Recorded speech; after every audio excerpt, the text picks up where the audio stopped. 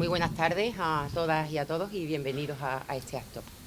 En primer lugar, me gustaría agradecer la acogida que está teniendo esta primera edición de Cartella Lúdica, con la que pretendemos poner en valor la riqueza de nuestro patrimonio arqueológico, promoviendo y fortaleciendo la identidad local y el sentido de pertenencia de los sanroqueños y sanroqueñas. Esta primera edición de Cartella Lúdica reúne teatro, música romana, un acercamiento a la gastronomía romana a través de una cata científica, visitas teatralizadas, talleres y una visita guiada por el enclave. Hoy, en su conferencia El Circo Romano de Cartella, Alejandro Jiménez Hernández, doctor en Historia especializado en Arqueología, nos atenderá en este episodio del pasado, donde ahondará y conoceremos los resultados de las novedosas excavaciones. Es un honor tenerlo aquí. Bienvenido. Alejandro Jiménez Hernández es doctor y licenciado en Geografía e Historia en la especialidad de Prehistoria y Arqueología. Todo ello en la Universidad de Cádiz. En su carrera profesional ha alternado las funciones de arqueólogo contratado por los ayuntamientos de Carmona, Mairena del Alcor o Sevilla, con el ejercicio libre de la profesión, realizando numerosas actividades arqueológicas o participando en la redacción del planteamiento urbanístico o planes directores para el conjunto arqueológico de Carmona y los enclaves de Cercadilla en Córdoba y de Cartella.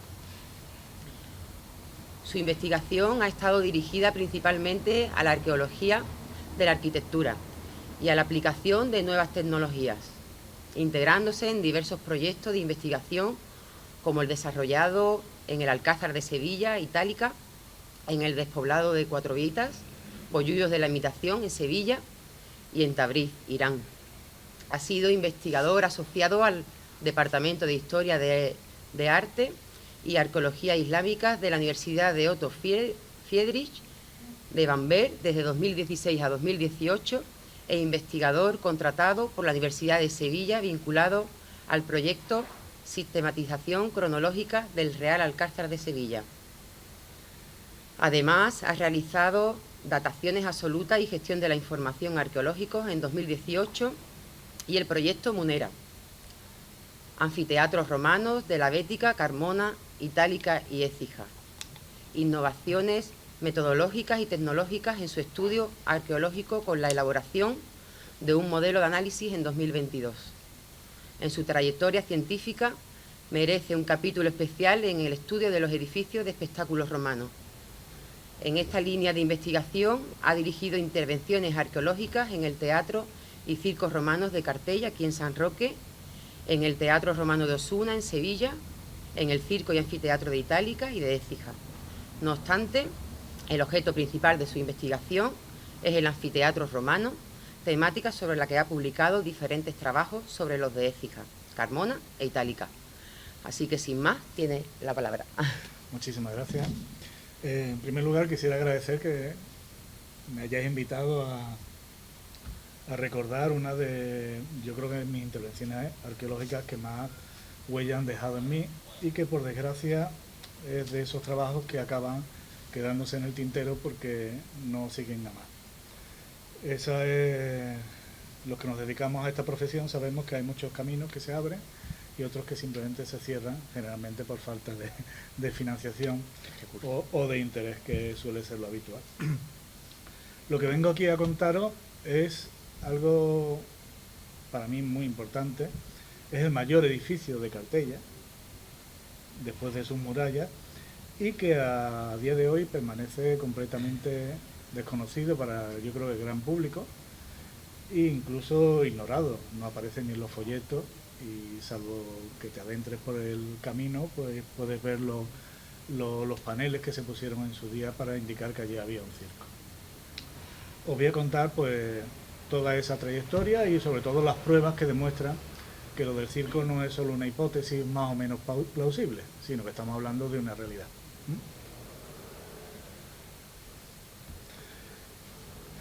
Yo quizás no tenga mucho que decir de la importancia de Cartella, sobre todo por su situación. Cartella se sitúa, es uno de los guardianes del Estrecho de Gibraltar, en un lugar pues envidiable y perfectamente estratégico.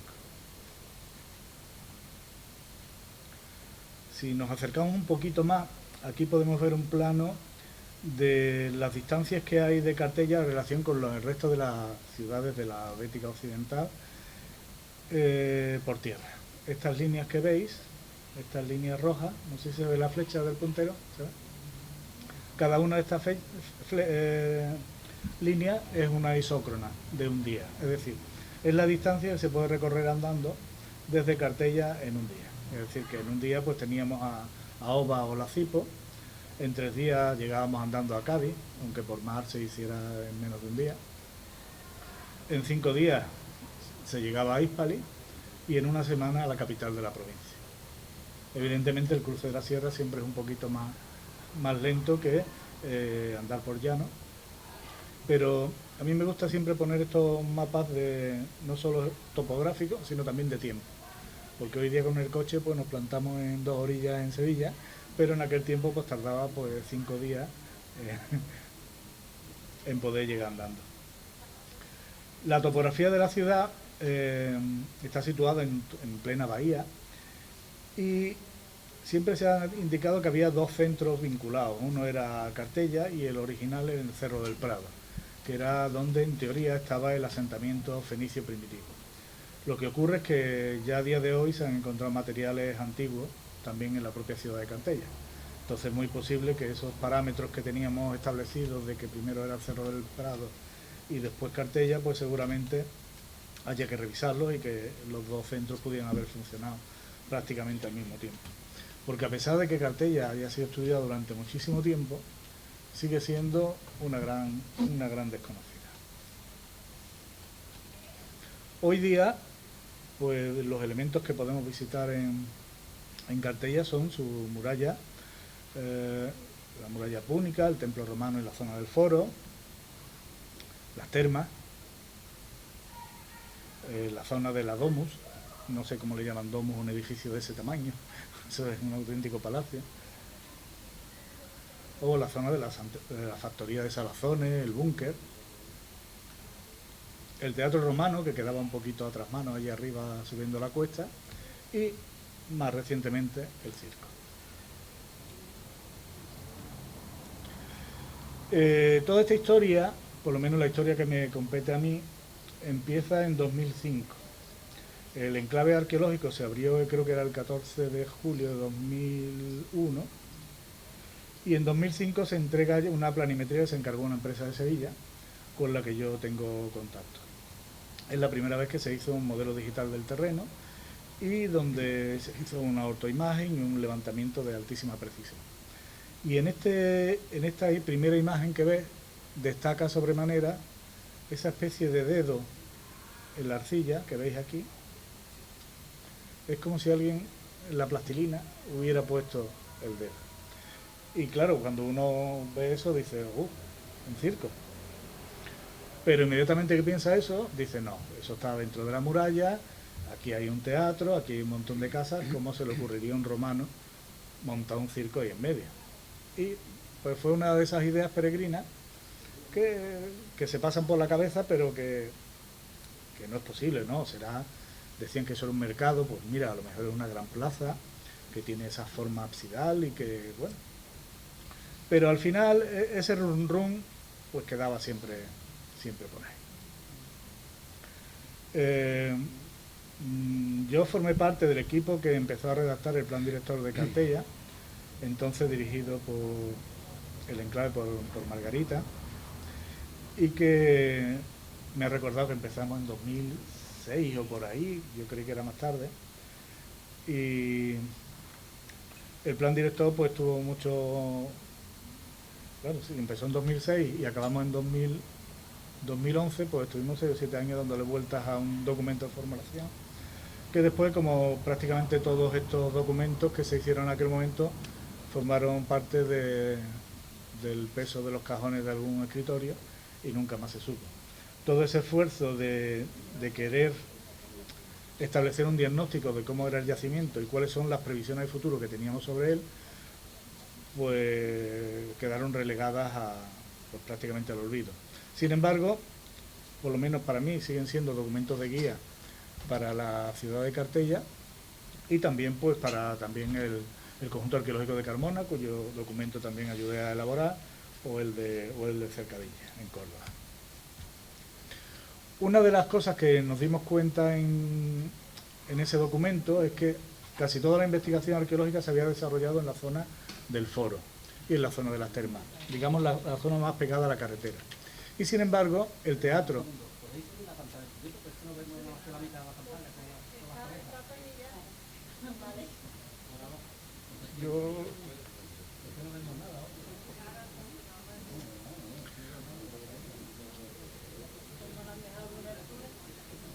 Esto no tiene para subirlo, ¿no? Porque eso son... Creo que está al máximo, ¿no? Está al máximo, ¿no? Está a tope, ¿no?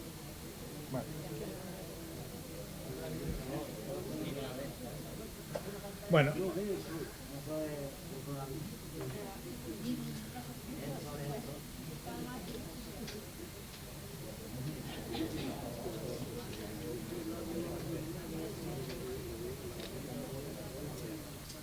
Pues la idea que teníamos entonces, y que plasmamos en ese documento, es que era necesario abrir las visitas al teatro. Aunque el teatro quedaba un poquito lejos de lo que era el núcleo visitable del enclave, pero pensábamos que era una necesidad el llevar a los visitantes hasta allá arriba, en primer lugar para conocer el teatro, que es el edificio es una maravilla, y que además las vistas que se tenían de allí desde la bahía de Algeciras pues realmente eran realmente interesantes. El problema de este teatro es que está casi tal cual se dejó, es decir, no ha tenido la necesaria intervención arqueológica para que fuera realmente visible el edificio y poderse explicar. Así que lo primero que planteamos fue realizar una prospección geofísica en el teatro para conocer exactamente cómo era su forma y poder hacer una reconstrucción virtual que enseñara a los visitantes. Aquí utilizamos dos técnicas, era el georradar, cuyas huellas nos permitieron detectar pues, los límites del graderío, la parte del pórtico tras la escena y la escalera de acceso exterior al circo y los contrafuertes de esta parte de la fachada. Y mediante una tomografía eléctrica pues comprobamos exactamente que los límites que habíamos visto eran los correctos y también encontramos las mismas estructuras que habíamos detectado con el georradar. Pues gracias a estas dos técnicas, una actividad arqueológica muy simple, sin ningún impacto sobre el patrimonio, nos permitió sacar la planta del edificio. Es un edificio cuya forma se parece mucho al Teatro de Mérida, solo que es algo más pequeño, pero aún así es un teatro de un tamaño bastante considerable que da, iba a decir, no para una ciudad como Cartella, sino que indica la importancia que tenía Cartella justo en ese momento. Gracias a esa intervención pues se pudieron hacer unas recreaciones tridimensionales muy básicas que ayudaran al visitante a hacerse una idea de cuál podían ser los volúmenes de ese edificio. Evidentemente los resultados de esa intervención se publicaron para que hubiera constancia científica de la misma y formara parte pues del debate científico. El siguiente reto, una vez visto el éxito obtenido en el teatro, estamos hablando de actividades arqueológicas de muy bajo costo, tan ridículo como que yo no cobré en el teatro. Esa era para la ONG, esa era gratis, pero que con muy pocos medios te permitían obtener resultados muy importantes, por lo menos a nivel hipotético. Lo siguiente fue pues ver si ese dedo en la plastilina era realmente un mercado o era un circo, porque aunque pudiera parecer bastante improbable de la existencia de un circo intramuro, no es el único caso. Tenemos el caso paradigmático de Tarragona, cuyo circo está justo en medio de la ciudad, intramuro, y al lado del foro, o sea que no sería un caso realmente único, pero lo habitual y más razonable, dado el tamaño de estos edificios, que se situaran fuera de la ciudad. Pero visto que tenía esta forma y que el tamaño coincide exactamente con lo que esperamos de un circo, pues la única manera de salir de dudas era probarlo. Y seguimos la misma metodología que habíamos empleado antes, el uso de la geofísica. Pero antes empezamos a analizar toda la información que teníamos. Hemos visto el modelo digital del terreno que se obtuvo en 2005, que ya mostraba esa huella, pero es que cuando observamos las fotos del vuelo americano de la serie A, de los años 40, se observa clarísimamente la forma del circo dibujada en el terreno. Esto es probablemente de las fotos más claras a ese respecto. Lo que ocurre es que no podemos fiarnos de las fotografías aéreas, sobre todo porque si vemos ya la siguiente, la huella del circo prácticamente se diluye. Este es el vuelo americano del 56, la serie B, donde sí, si guiña los ojos puedes verlo, pero ya no es tan nítido como en la anterior. Y ya a partir de ahí, con la siembra del bosque de eucalipto, pues prácticamente se diluye en el paisaje y in situ no eres capaz de ver, no tienes perspectiva para ver el circo. Solo con el modelo digital del terreno era cuando podíamos observar esa topografía. Y ya en las fotos más recientes, pues prácticamente pues, no se ve. Teníamos otro elemento que es un elemento lineal de unos 90 metros de longitud que se ha interpretado de diversas maneras. Esto lo se descubrió durante las excavaciones que realizó la Fundación Bryan en los años 60 y se interpretó en principio como una especie de dique que contenía una terraza, sin saber otra, o también como las tabernas de un mercado similar. Aquí tienen ustedes la planta y lo que podemos ver es que esta estructura no tiene ningún paralelo con las tabernas de ninguna. Estos espacios son muy pequeños y son prácticamente inhabitables. De hecho, el paralelo más próximo, esta es una foto de esos graderíos, el paralelo más próximo es esto que ven ustedes a la derecha, que es el graderío del Circo de Mérida. Es clavado, pero si seguimos así, pues en los del Circo de Toledo, el de Sagunto, el de Valencia, todos tienen una estructura muy similar. Entonces, lo que sí veíamos es que estos 90 metros de graderío parecían indicar que la opción del circo no era tan descabellada. Esto es un poco una restitución volumétrica y una hipótesis de cómo pudo haber sido. Estas imágenes son las que acompañan a la cartelería, creo que está allí todavía, del circo. Por otro lado, revisando las excavaciones que hizo la Fundación Bryan, el corte número 11, que se situaría en medio de lo que hemos dicho que podía ser el circo, encontraron una estructura alargada que ellos interpretan como una especie de calzada, sin darle mayor explicación, porque es un muro, una estructura que tiene más de 2 metros de ancho, que como muro no tiene ningún sentido. Lo más parecido podría haber sido una muralla, pero en el centro de la ciudad no tenía ninguna lógica, y ellos interpretan en principio como calzada.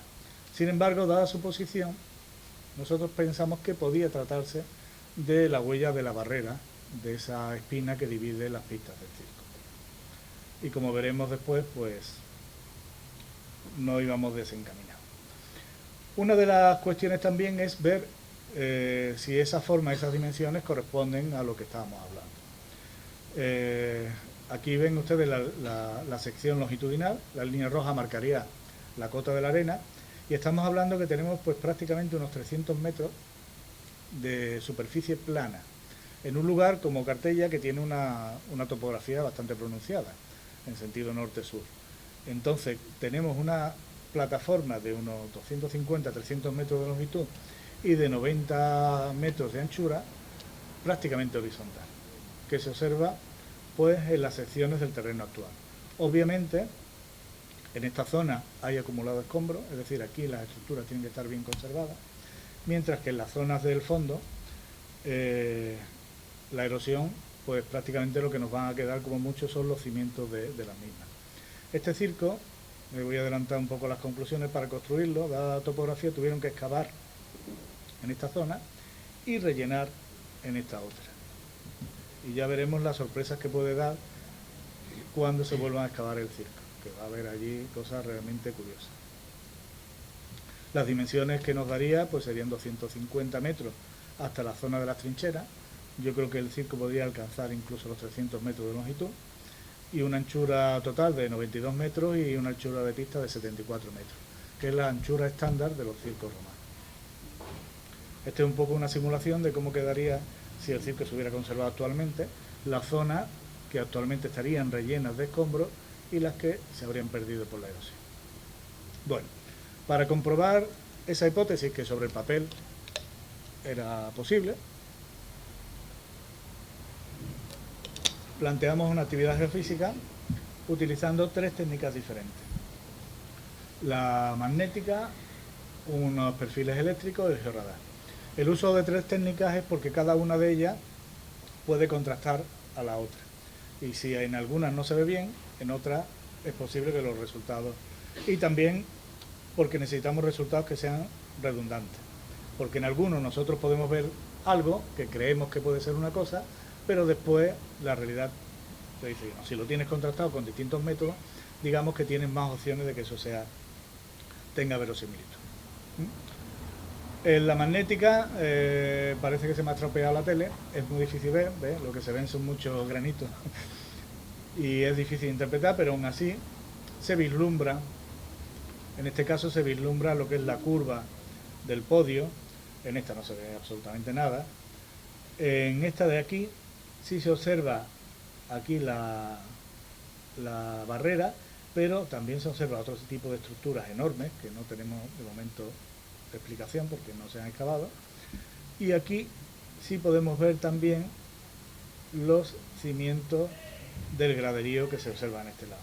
Evidentemente lo que les pido a ustedes es un acto de fe, porque en fin, si me dice que se ve eso, pues se verá o no.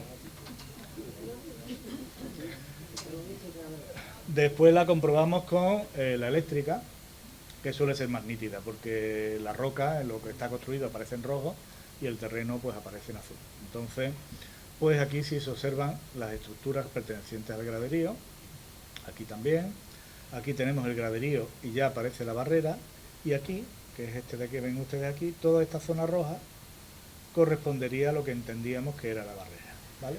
Que era donde la Fundación Bryan había encontrado eso que había llamado la calzada.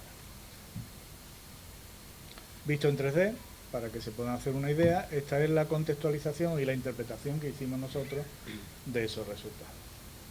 ¿Vale? Hasta ahora, la geofísica solo daba verosimilitud a la hipótesis de que estuviéramos ante un circo. Lo de que los restos de lo que interpretamos como la grada hubieran sido tabernas, podían ser controvertidos. Lo que no es controvertido es la existencia de la barrera. La barrera es, digamos, esa división que hay en medio que divide las pistas del circo. Eso lo vamos a explicar ahora detenidamente. Y ese elemento es exclusivo de los circos. Bueno, aquí tienen a los compañeros de la Universidad de Granada en plena faena. La anterior era la prospección magnética y esta de aquí era la prospección eléctrica. Son temas muy costosos porque hay que pinchar unos electrodos en el suelo, meterle corriente, en fin, que eso se lleva un tiempo, pero al final el resultado merece la pena y el costo es más que asumible por los resultados que suelen dar. Bueno, dada la importancia de lo que interpretamos, de este posible hallazgo, de que hubiera un circo intramuros en Cartella, evidentemente hacía falta pruebas más contundentes. Aunque científicamente la geofísica ya era suficientemente clara, necesitamos comprobar materialmente que lo que habíamos interpretado con la geofísica era real. Para eso nos dieron 10 días de trabajo y 2 obreros para demostrar que lo que había allí era un circo. Con esos medios casi mejor te pega un tiro. Pero, en fin, yo no soy de rechazar retos y nos pusimos manos a la obra. Lo que hicimos fue primero buscar el sondeo que hizo la Fundación Bryan en los años 60, para localizarlo exactamente y a partir de ahí seguir buscando la barrera hasta encontrar un elemento que es clave, que son las metas. Las metas son unas estructuras semicirculares donde las cuadrigas dan la vuelta. Ustedes habrán visto todos Ben-Hur, supongo que recuerdan, pues cuando dan la vuelta justo en la esquina, ese pivote, ese elemento es semicircular, es inequívoco, o sea, si hubiéramos dado con eso, es que estábamos en un circo sí o sí. Claro, en 10 días, sin saber la longitud de la barrera y tal, pues en fin, era un poquito una apuesta un tanto arriesgada, pero la hicimos. Localizamos el sondeo de Brian y después fuimos haciendo el corte número 1, apareció la barrera, en el 2 también apareció, en el 3 también, en el 4 también, ya era más largo de lo que preveíamos, pues yo pensaba que iba a aparecer, yo como Cristóbal Colón, pensaba que estaba más cerca. Pero se iba poniendo cada vez más lejos, el tiempo se acababa y después quedaba el 5, pero el 5 estaba en el camino. Dijimos, no vamos a cortar el camino porque vamos a hacer uno por fuera, el 6, y en el 6 ya no salió. O sea, digo, pues entonces está justo del lado del camino. Premio. No, ¿dónde iba a estar? Donde más fastidiaba. Entonces hicimos el 5 y allí apareció.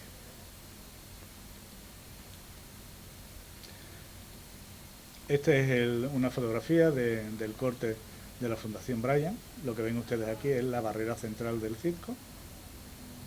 Esta es una foto del corte del 3. Y aquí ya apareció el circo, el 5, donde apareció la meta, lo que llamamos la meta secunda, que ahora les explicaré el porqué. Y finalmente el sondeo 7, que era un pequeño corte que hicimos ya a última hora para intentar poner fecha a ese edificio. Todo de una manera muy prematura, pero como les he dicho, para hacer el circo tuvieron que excavar en una zona y rellenar en la otra. Esta es la zona de relleno. Y aquí lo que observamos son las distintas capas que utilizaron para subir la cota de la arena. Entonces el material que sale ahí es el que nos puede fechar la construcción del edificio. Esta es la planta de ese sondeo 1. Y aquí pueden ver ustedes la planta de esa meta secunda, que es donde dan la vuelta las cuadrigas. En el corte 4 y en el 3, la barrera tenía por medio una cloaca que no pudimos excavar, por lo que les explicaré ahora, mientras que en el 3 ya no aparecía, con lo cual entendemos que esta cloaca tiene que girar en un momento para evacuar hacia el oeste en un punto que no teníamos claro. Estos son los cortes y este es el que nos interesa. La forma semicircular es más que evidente y además lo que vemos aquí es el encachado, es la base del pavimento de la arena del circo. Y justamente aquí en el punto número 14 es donde estaría el husillo que recogería las aguas que se conducían por la cloaca que iba por debajo de la barrera. Todo esto lo hicimos en 7 días y llamamos a la inspectora de la actividad arqueológica de la delegación de Cádiz para hacerle ver que habíamos encontrado los elementos que demostraban que era un circo. Y nuestra intención era seguir, pues poder excavar la cloaca, haber limpiado esto algo mejor, porque como ven estaba bastante sucio, pero nos ordenó que cerráramos inmediatamente la excavación, que ya habíamos llegado al final, y que se tapara. Solo les pedí un día más para poder hacer un corte para poder fichar el edificio. Esos 10 días que se me habían quedado cortos, pues debía haberlos aprovechado mejor y no haber llamado a nadie hasta última hora. Pero como le falta algunas veces un poquito de malicia, pues llamó antes de tiempo. Y obviamente las órdenes que se firman en un libro diario, pues las tienes que cumplir y ya está. En el corte 7, aquí ven esas capas de escombros, una detrás de otra, que nivelaban la pista. Y lo bueno es que de ese material, de los elementos que recuperamos en ese corte, pues hay elementos que nos permiten fechar relativamente bien el edificio. Aquí tienen una serie de cerámicas romanas, sobre todo esta en concreto, que es una cerámica, una sigilata clara, que empieza a producirse muy a finales del primero y sobre todo en el siglo II. Esto nos viene a decir que el circo romano de Cartella se construye en el siglo II después de Cristo, siglo II o después. No durante la fundación de la ciudad, que a lo mejor habría tenido cierta lógica que hubieran hecho un circo dentro de los muros antes de urbanizar la ciudad. Pero resulta que este circo se construye en el siglo II después de que la ciudad hubiera estado urbanizada. Lo que plantea que es que además tuvieron que destruir 3 hectáreas de ciudad para construir el circo. Esta es una recreación que hizo Manuel Jaén del circo. Aquí pueden ver ustedes pues, los elementos del que constan estos edificios. La palabra circo, de la palabra circo se deriva nuestro circuito. No es lo que entendemos nosotros de circo, de payasos y antes animales, sino de circuito de carrera. Realmente un circo es el lugar donde se celebran esas carreras, que suelen tener unas pistas muy largas. En el fondo están lo que se llaman los cárceres, que son los boxes de salida de las cuadrigas, y que tienen que salir pues a toda leche con esta pista y darle 7 vueltas alrededor de esta barrera antes de llegar a la meta, que estaría situada en un punto próximo a este.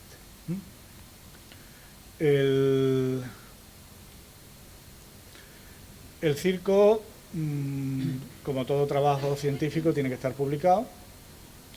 De estos trabajos se han derivado dos artículos. Uno que publicamos en un congreso internacional de circos romanos que se celebró en Tarragona, en el que dimos pues los resultados de la prospección geofísica, y posteriormente publicamos en la revista de Mediterranean Archaeology and Archaeometry los resultados finales. Lo publicamos además en una revista internacional de cierto nivel y además en inglés para que estuviera accesible a todo el mundo y que conocieran pues la novedad de este magnífico circo. Básicamente los romanos tenían, que les encantaba el espectáculo, tenían 3 tipos de espectáculos y 3 tipos de edificios. Tenían muchos más, pero digamos que estos son los más comunes y los que suelen estar presentes en gran parte de las ciudades que podemos encontrar en Hispania. En primer lugar es el teatro. El teatro fue pues ese edificio público que acompañó las primeras urbanizaciones, las primeras ciudades romanas. Casi todas las importantes tenían un teatro. Y es el caso de la ciudad de Cartella. Este en concreto es una recreación del de Osuna, pero vamos, sería prácticamente primo hermano. Y estos edificios pues, se dedicaban a las representaciones escénicas, representaciones de teatro, de drama, comedia. Unos teatros más pequeñitos se llaman odeones, se dedicaban también para la música y se componían pues principalmente del edificio escénico, del escenario, una gradería semicircular y un pórtico trasero que era pues lugar tanto de descanso de los espectadores como también solía haber templos, había muchas cosas en este tipo, era un espacio plurifuncional que se usaba para muchos tipos de actividades. El segundo sería pues el circo, que ya hemos dicho se dedicaba a las carreras. El circo romano es en realidad el edificio de espectáculo más antiguo que usaron los romanos, de hecho viene heredado del mundo helenístico y anterior, y las carreras de cuadrigas y de caballos eran pues el espectáculo por excelencia. De hecho es el primero que aparece de los espectáculos y el último que desaparece. Antes de que, después de que hubieran desaparecido tanto los anfiteatros como el teatro, el circo seguía siendo un espectáculo todavía con vigor. De hecho, además era el que más espectadores acogía y en el que la gente apostaba con más dinero. Las cuadrigas solían repartirse en equipos que se identificaban por sus colores. Estaban el color azul, el rojo, el blanco y el más bueno de siempre, que era el verde, que era el que, no porque yo sea del Betis, sino porque es que era el equipo que la sociedad romana le gustaba más, porque era el equipo popular. El blanco era del imperio y los rojos y los azules eran siempre de las clases más altas, pero los verdes eran los de las clases más populares. Entonces las apuestas iban realmente a muerte. Tanto es así que hacían incluso maleficio, bueno, aparte de partirle las piernas a los caballos de los demás, envenenar a los aurigas y todo tipo de cosas, se han encontrado unas cosillas que se llaman tabelas de ficciones, que son maldiciones escritas en plomo, que tenían que meterse en la tumba de alguien muerto prematuramente y en pocos días, para que lo enviara a los cielos y hicieran valer lo que tú ponías ahí, que ponía, pues ojalá se le partan las piernas en la primera curva, se deje los dientes, en fin, cosas difícilmente de traducir, pero que todos entendemos. Y la apuesta es la apuesta, y a ver, que si un colorado se pega una piña no pasa nada. Entonces, realmente este era un tipo de espectáculo que generaba una afición brutal. Dentro de esos elementos, el que destaca es la barrera y las metas que, bueno, tienen ustedes aquí. Yo creo que esta es una imagen que creo que está en uno de los carteles que está puesto en Cartella. Y después el anfiteatro. El anfiteatro es un edificio de espectáculo creado por los romanos exclusivamente. Se hizo famoso más tarde que el resto de los edificios y también acabó antes. Y acabó antes no porque a la gente le diera pena matar gente o animales, sino porque era muy caro. Al final es el dinero. El problema de una representación teatral, necesitas un grupo de teatro que se va moviendo y tienes que mantenerlo.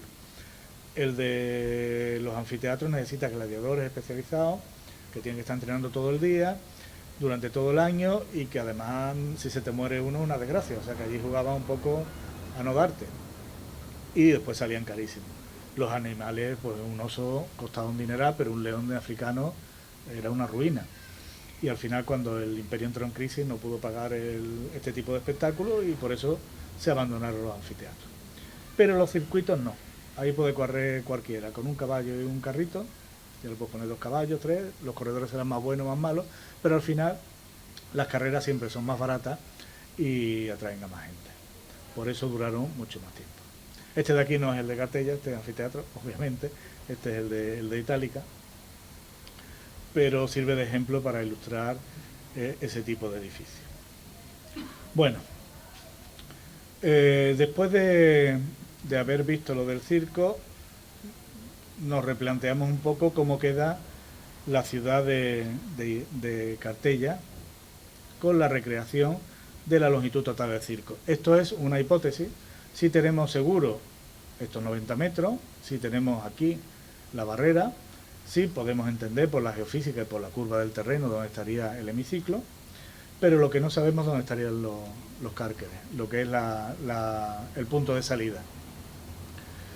Generalmente en los circos, la distancia que hay entre los cárceres y el inicio de la meta secunda es 1/3 de la longitud total del circo. Por eso es posible que llegaran justo hasta donde está la muralla, pero igual está un poquito más adentro. Eso es algo que solo las excavaciones futuras pueden dar.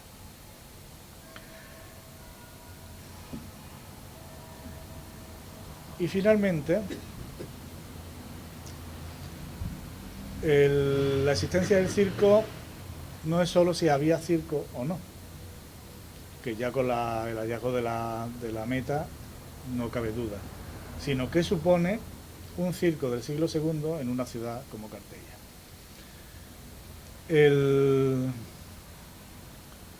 Las líneas rojas estas marcan un poco los ejes principales de la ciudad, donde estarían las puertas, y la estructura, las alineaciones que tienen pues, los edificios de la Cartella antigua, de la primera Cartella romana.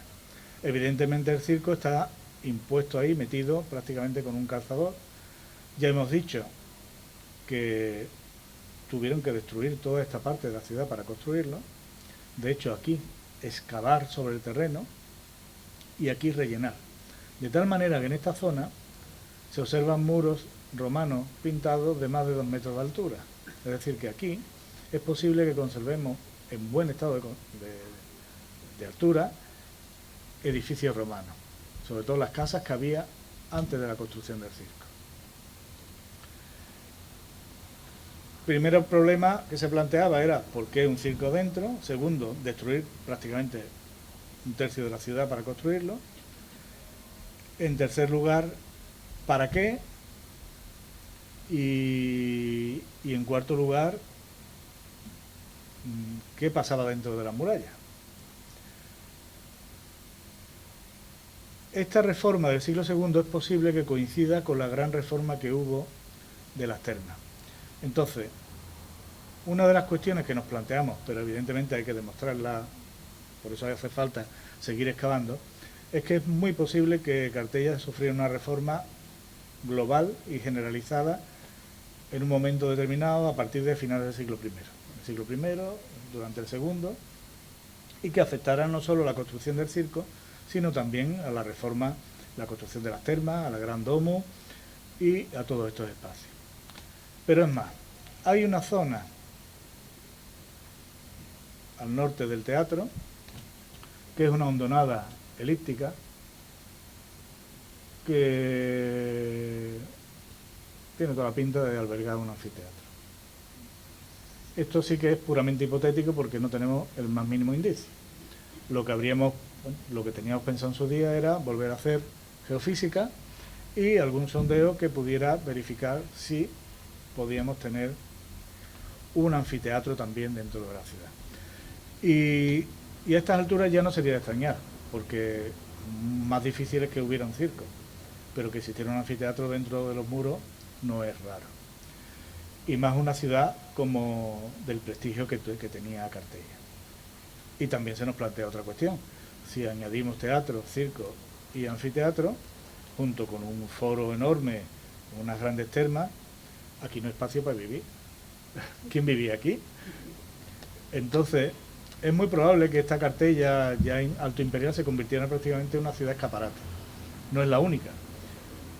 Son ciudades que se convierten en un símbolo de Roma, que albergan edificios administrativos, edificios públicos y edificios de la gente más potentada, simplemente como emblema de la romanidad. Y que la gente normal, tuviera que vivir fuera donde tenían que trabajar. Todas estas eran cuestiones que nos planteamos en su día cuando terminamos con lo del circo, pero que definitivamente han quedado en el tintero. Y yo se los cuento a ustedes por si alguien algún día quiere seguir, tomar el testigo y seguir investigando en el tema. Y que algún día diga, no estaba chalado Alejandro. O, mira, pues no estaba loco del todo. En fin, al fin y al cabo nuestro trabajo es plantear lo que sabemos y sobre todo no dejar de imaginar y de soñar, porque Cartella sigue siendo muy grande. Estos son los circos que conocemos hoy día en Hispania. En la Bética hay muchos, y el de Cartella pues uno de los más significativos, y es el único que se puede visitar hoy en día en un yacimiento arqueológico en Andalucía. O sea, al igual que cuando vamos a Mérida podemos ver el circo de allí, en Andalucía el único visible es el que se encuentra aquí en Cartella. Con lo cual tenemos una joya que habría que fomentar para que se abriera al público. Porque en Cartella podemos enseñar hoy día un circo, un teatro y, quién lo sabe, si en un futuro incluso también un anfiteatro. Y eso sería algo realmente excepcional. Estos son los anfiteatros que conocemos hoy a nivel de... Se nota donde nos gustaba el juego, no es por nada. Y en los teatros pues también. O sea, Cartella sigue siendo o sería pues uno de esos enclaves excepcionales para enseñar los edificios de espectáculo, que es a mí precisamente el tema que más me interesa. Y con esto, y creo que he cumplido justamente el tiempo, les agradezco muchísimo vuestra presencia y que me hayáis dejado explicaros lo poco que yo sé de Cartella, que es una ciudad enorme y que merece lo más grande. Muchísimas gracias.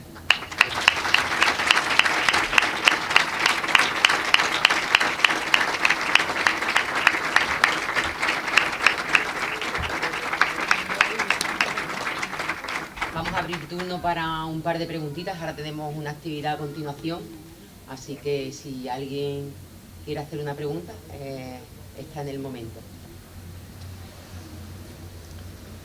Que no sean difíciles. Esa desaparición de los circos, los anfiteatros de la progresiva, ¿se produce todavía con el Imperio Romano o posteriormente con las invasiones godas? Eso es exclusivamente romano. Eso, o sea, Porque que desaparecen antes de que el Imperio Romano acabe cayendo.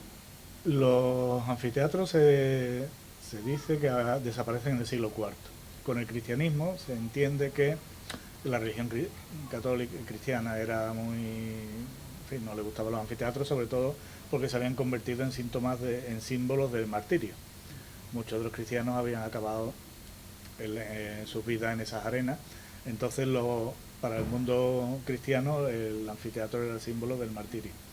Por eso rehuían de ese tipo de espectáculos. Aún así, se siguieron celebrando durante un tiempo. El circo era más neutro, era un deporte que en teoría no implicaba la muerte a nadie, generaba menos escrúpulos morales, aunque era sitio de todo tipo de vicios, porque ahí las apuestas, ya les digo, las maldiciones, no sé qué obispo era, se quejaba de que en los días de misa el circo estaba lleno y la iglesia vacía. Creo que siempre ha sido algo muy común, incluso en los primeros momentos del cristianismo. Pero al final este tipo de espectáculos solo pueden mantener un Estado fuerte y un imperio, porque esto cuesta mucho dinero y esto había que mantenerlos con dinero o ya de la administración o ya de gente potentada que era quien patrocinaba esos juegos. Una vez que cae el Imperio Romano no volvemos a ver este tipo de espectáculos, pues ya prácticamente casi en la Edad Moderna, que es cuando otra vez se vuelven a asentar los estados y los imperios y ya se gasta dinero en volver otra vez a los espectáculos demás.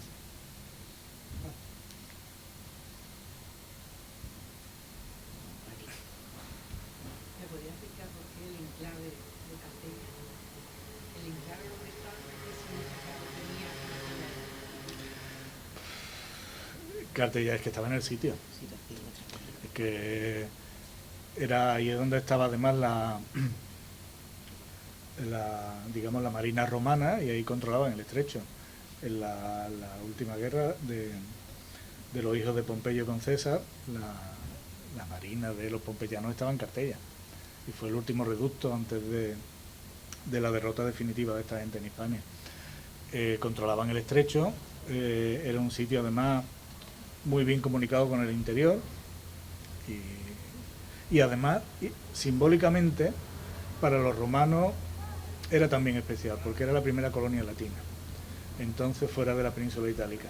Ese elemento no es algo que tengamos que darle importancia nosotros ahora, sino que se la dieron ellos entonces. Yo creo que el hecho de que Cartella fuera un símbolo, incluso una ciudad escaparate, no en el mal sentido, sino en todo lo contrario, en ejemplo y símbolo de romanidad, pues estaba vinculado con su pasado muchas veces mitificado, pero que no hacía más que recoger una realidad más que evidente, ¿no? Que Cartella era, por su sitio, como ponía los cartelitos arriba, era una ciudad privilegiada.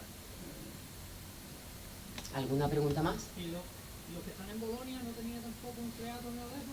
Yo que estoy de casualidad. Sí, pero Bailo es un sitio fantástico, tiene una playa magnífica, tiene un teatro. Ah, también, ¿no? Sí, pero un teatro, ya. Es que es la mitad de Chica, o sea, es que no sé, no quiero entrar en comparaciones, pero que era una ciudad pequeña comparada con Cartella. Cartella era casi una metrópoli comparada con Bailo Claudia. Y ahí por Cartella El otro día estuve en una visita guiada y decía que la diferencia entre Bailo Claudia y Cartella. Cartella podría tener unos 20.000 habitantes y mucho más, y Bailo Claudia unos 4.000. Es que tanto el espacio intramuro como todo lo que hay alrededor no hay color, sin quitarle mérito a la belleza increíble que tiene Bailo Claudia, pero no son comparables. Y luego estaba perdida en el tiempo. Bailo Claudia tuvo una existencia muy breve, pero Cartella se prolongó muchísimo más. Cartella duró más tiempo y de hecho duró simbólicamente mucho más tiempo, es decir, cuando se abandona porque al final entra en competencia con Algeciras, se abandona, pero incluso los algecireños se hacen propietarios de aquí. Se dice que la primera mezquita que se funda en Cartella, la mezquita de las banderas, y era donde los de Algeciras se venían a rezar cuando no llovía, cosa que hemos hecho siempre, como hemos meneado los santos para que llueva. Incluso en el mundo islámico pues también venían a rezar a Cartella, que no es más que una forma de apropiarse de un sitio que se sabe que ha sido importante y que en esos momentos estaba ya abandonada.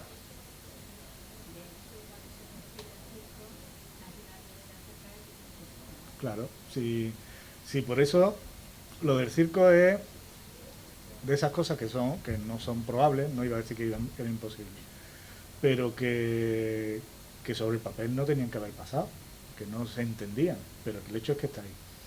Y yo creo que es que hay una inversión muy gorda, brutal, en un momento determinado, yo creo que debe ser del siglo II, no creo que sea posterior, de un emperador que le dio por cambiar la ciudad completamente y hacer una cartella nueva, reformando el circo, construyendo el circo, reformando el teatro, que tiene una reforma que podríamos fechar también en ese momento, la de las termas, que se duplican de tamaño, y otra serie de elementos que se conocen de la ciudad, que tienen una gran reforma a partir de ese momento. Lo que pasa es que estamos dando pequeños picotazos de una realidad mucho más compleja, y ahí lo único que hace falta es investigar. Que no falten los dineros para que la Autónoma o cualquier otra universidades sigan invirtiendo e investigando de todo, y siempre con la mente muy abierta, porque en arqueología, como digas esto es así, te dan el golpe por detrás. Tienes que estar abierto porque la sorpresa nunca sabes por dónde te va a llegar. Bueno, pues lo dejamos aquí. Voy a hacerle entrega. Ah, venga. La relación de Barbésula y Cartella. Ahí ya me... Tengo entendido que Barbésula era como un destacamento militar para proteger campos orientales de Cartella. De Barbésula, eso, tenemos el nombre y tenemos una o dos supuestas, yo creo que Salva lo sabe mejor, supuestas localizaciones, pero yo creo que no tienen nada que ver, me refiero en cuanto a comparativa de ciudad, no tiene nada que ver. Yo estoy colaborando ahora mismo también con un equipo que está en la FIPO. Estamos buscando también teatro, anfiteatro, tú sabes, ¿no? Yo a cada uno le da por una cosa y lo mío es el espectáculo. Y estamos allí pillando, pues intentando ver si encontramos y tal. Y es una ciudad también importante, sin llegar al nivel de Cartella, pero que posiblemente tenga también edificios de espectáculo. Entonces, yo creo que lo que digo, que está todo por hacer, que llevamos investigando seriamente la arqueología 100 años, pero que nos quedan otros 1000 para poder entender un poquito la película. Y sobre todo que todas las cuestiones hay que seguir renovándolas. Y que la importancia de la arqueología no es un sitio muerto que vas a visitar, no es un cementerio, sino es un sitio, es un laboratorio, es un sitio que hay que seguir investigando, hay que seguir experimentando, y que el visitante cuando venga otro día le cuente otra película distinta. Dice, pero esto no era lo que había aquel día. ¿Ah? Sorpresa. Tenemos cosas nuevas que enseñar. Bueno, pues lo dejamos aquí.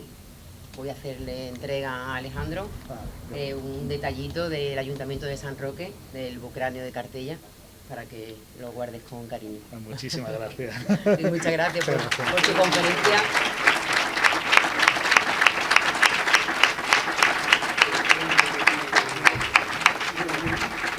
Muy bonita, ¿eh? Muchas gracias por esta magnífica conferencia que nos acerca más a Cartella, concretamente al Circo Romano, y comentaros que desde el Ayuntamiento de San Roque, como no podía ser de otra manera, vamos a seguir poniendo en valor a Cartella y vamos a reivindicar a otras administraciones a que doten de recursos y de medios para que podamos seguir conociendo esta joya que es Cartella.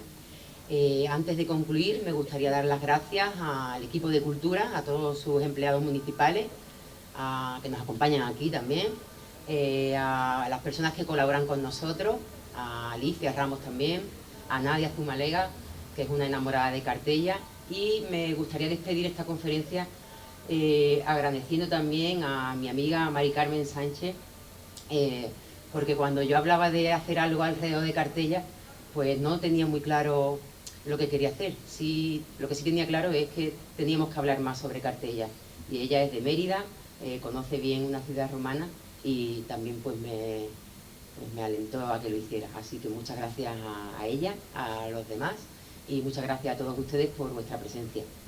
Ahora, cuando vayáis saliendo, vamos a hacerles entrega de un detallito que hemos realizado pues por esta edición primera de Cartella Lúdica. Muchas gracias a todas y a todos.